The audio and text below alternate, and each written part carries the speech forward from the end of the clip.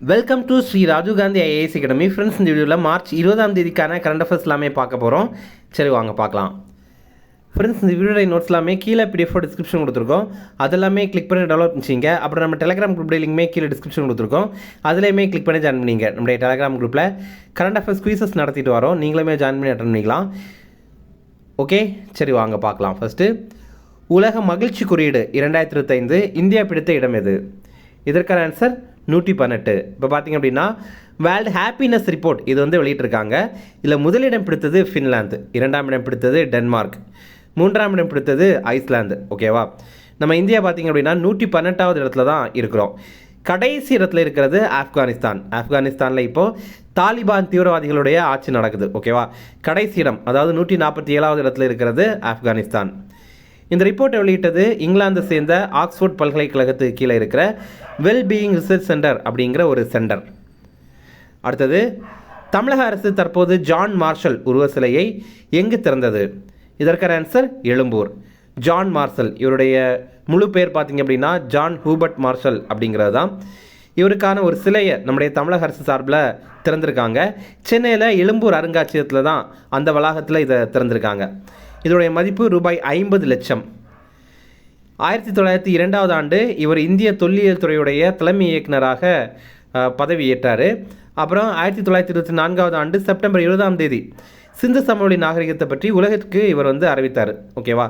அதற்காக எதற்கு நம்ம அவருக்கு சிலை திறக்கிறோம் அப்படின்னு பார்த்தீங்கன்னா, இந்த சிந்து சமவெளி நாகரிகத்தை பற்றி இந்த உலகத்திற்கு தெரியறதுக்கு முன்னாடி எல்லாருமே என்ன நினச்சிட்டு இருந்தாங்க அப்படின்னா, இந்த இந்தியாவில் சமஸ்கிருதம் தான் வந்து முதல்ல தொடங்கிடுச்சு, அதுக்கப்புறம் தான் தமிழ் எல்லாமே தோண்டுச்சு அப்படின்ற மாதிரி நினச்சிட்டு இருந்தாங்க. ஆனால் வந்து இவர் தான் சிந்து சமவெளி நாகரிகத்தை பற்றி எல்லாருக்குமே டீட்டெயிலாக வந்து தெரிவித்தார். அதுக்கப்புறம் தான் இப்போல்லாம் நீங்கள் பார்த்துருப்பீங்க, நிறைய பேர் வந்து அந்த சிந்து சமவெளி நாகரிகத்திற்கும் நம்ம தமிழ்நாட்டுடைய பண்பாட்டிற்கும் இடையில் இருக்கிற தொடர்பை வந்து ஒப்புமை பண்ணி பார்த்துட்டு இருந்தாங்க.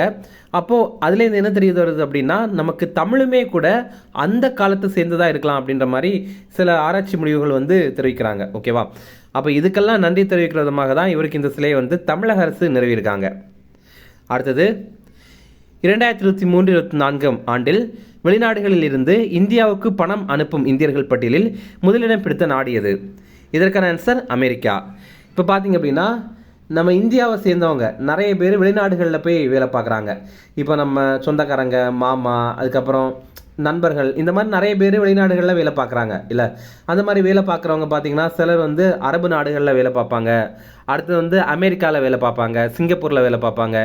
இந்த மாதிரி வேலை பார்க்குறவங்க அவங்களுடைய குடும்பத்திற்கு, அவங்களுடைய இந்தியாவில் இருக்கிற குடும்பத்திற்கு வந்து காசு அனுப்புவாங்கல்ல, அந்த மாதிரி அனுப்புறதுல அதிகமான காசு அனுப்புறது எந்த நாட்டில் இருக்கவங்க அப்படின்னா அமெரிக்காவில் இருக்கவங்க தான். ஓகே, இந்த ரிப்போர்ட்டை கொஞ்சம் டீட்டெயிலாக பார்க்கலாம். ஏன் அப்படின்னா இது நம்மளுடைய ஆர்பிஐ வெளியிட்ட ரிப்போர்ட்.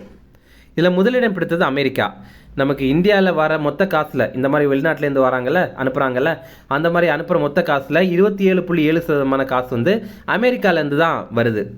2வது இடத்துல இருக்கிறது ஐக்கிய அரபு அமீரகம், UAE, யுனைடெட் அரப் எமிரேட்ஸ். 19.2% காசு வந்து நமக்கு அங்கேருந்து தான் வருது.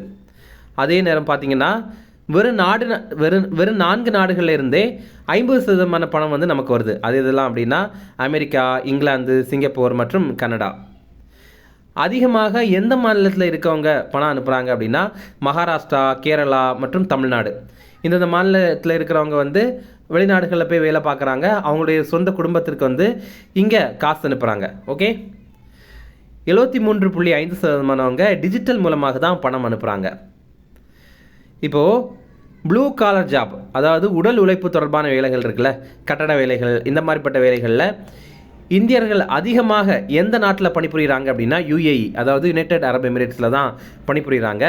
அதுவே ஒயிட் காலர் ஜாப்ஸ், அதாவது அலுவல் பணி தொடர்பான வேலைகள், பேங்கில் ஒர்க் பண்ணுறது, டீச்சராக ஒர்க் பண்ணுறது, இந்த மாதிரிலாம் இருக்குல்ல, இதில் வந்து அதிகமாக இந்தியர்கள் எங்கே பணிபுரிகிறாங்க அப்படின்னா அமெரிக்காவில் தான் பணிபுரிகிறாங்க.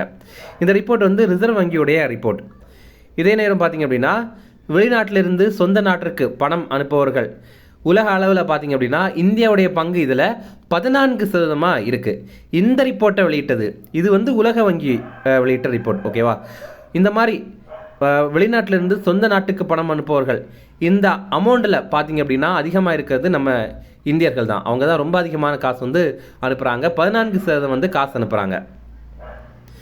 ஃப்ரெண்ட்ஸ், நம்ம ராஜீவ்காந்தி ஐஏஎஸ் அகாடமியில் டிஎன்பிஎஸ்சி குரூப் 1 எக்ஸாமுக்கான டெஸ்ட் சீரிஸ் வந்து ஸ்டார்ட் பண்ணியிருக்கோம்.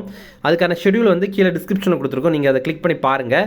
உங்களுக்கு பிடிச்சிருந்து அப்படின்னா நீங்கள் வந்து ஜாயின் பண்ணிக்கலாம். இது பார்த்தீங்க அப்படின்னா ரொம்பவே குறைந்த விலையில் நம்ம இதற்கான டெஸ்ட் பேட்ச் வந்து ஸ்டார்ட் பண்ணியிருக்கோம்.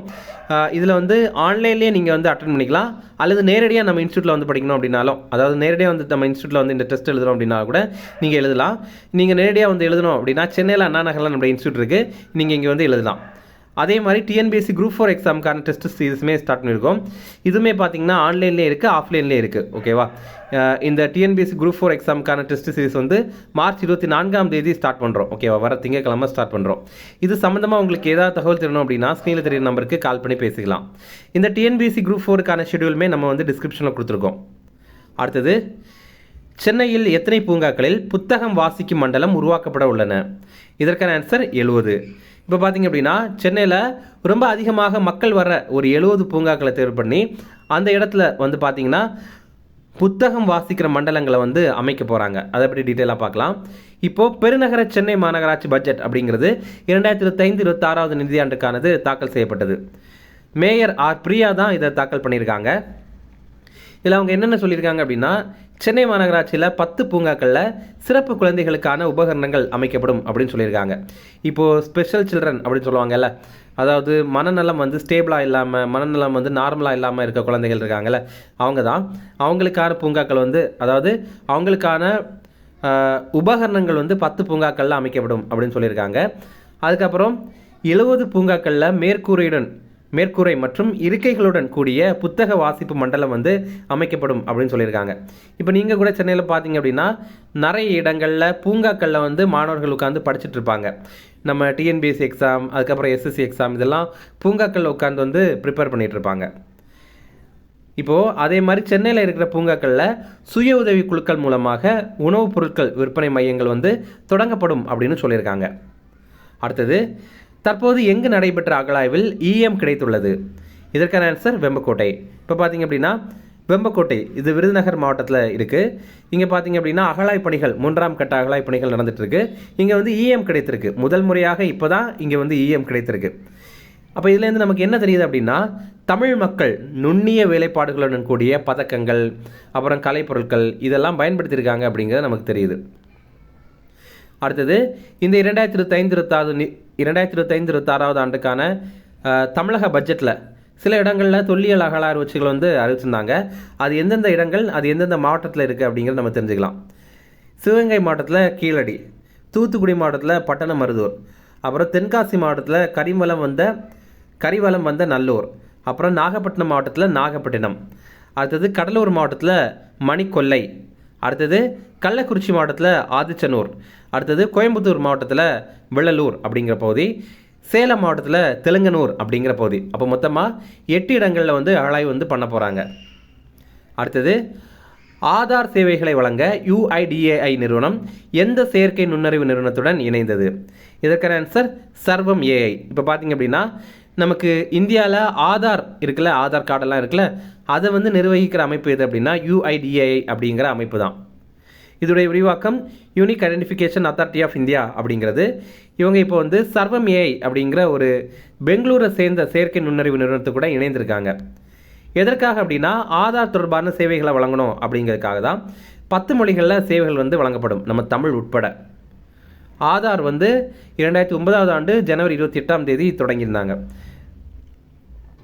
அடுத்தது, ஷிஷ்டச்சார் என்னும் படையை உருவாக்கிய அமைப்பு எது? இதற்கான ஆன்சர் டெல்லி போலீஸ். ஷிஷ்டச்சார் அப்படிங்கிற ஹிந்தி வார்த்தைக்கு பொருள் என்ன அப்படின்னா எட்டிக் அப்படிங்கிறது தான். எட்டிக்னா நம்ம வந்து ரொம்ப மேனஸாக இருக்கணும் அப்படின்ற மாதிரி சொல்லுவோம்ல, கொஞ்சம் நல்லா தான் இருக்கணும், ரொம்ப அந்த மாதிரிலாம் நம்ம சொல்லுவோம்ல, ஆச்சாரமாக இருக்கணும் அப்படிலாம் சொல்லுவாங்கல்ல, அந்த மாதிரி இருக்கிறது தான் சிஸ்டச்சார் அப்படிங்கிறது, நல்ல மேனஸாக இருக்கிறது. ஓகே, இப்போது டெல்லி போலீஸ் வந்து இப்போது சிஸ்டச்சார் அப்படிங்கிற ஒரு படையை உருவாக்கியிருக்காங்க. டெல்லியில் இருக்கிற அனைத்து மாவட்டத்துலேயுமே இதை வந்து தொடங்கியிருக்காங்க. இதனுடைய நோக்கம் வந்து பெண்களுடைய பாதுகாப்பு தான். இந்த படையில் பார்த்தீங்கன்னா ஆண்கள் மற்றும் பெண் காவல் அதிகாரிகள் இருப்பாங்க.